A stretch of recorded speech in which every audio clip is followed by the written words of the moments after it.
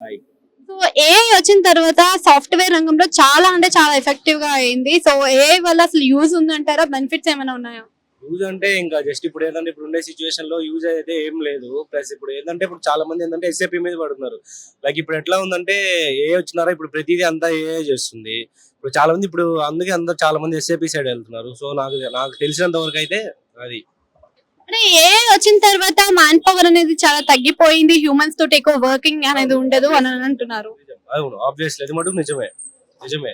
So చాలా మంది students అనే వాళ్ళు ఎక్కువగా సాఫ్ట్‌వేర్ రంగాన్ని ఎంచుకోవడానికి ముందుకు వెళ్తూ ఉంటారు. అండ్ సాఫ్ట్‌వేర్ పైపే ఎక్కువ మొగ్గు చూపుతూ ఉంటారు. మరి సాఫ్ట్‌వేర్ కి ఇంత ఎఫెక్ట్ అవుతే మరి ఉద్యోగాలన్నీ దానిపైనే డిపెండ్ అయ్యి ఉన్నాయి. ఇంకా అదే ఇంకా రాబోయే రోజుల్లో ఇంకంతా ఇంకా అదే చేస్తుంది. ఇంకా సాఫ్ట్వేర్ ఇంకా జాబ్స్ కూడా ఇంకా కష్టమే నాకు తెలిసి.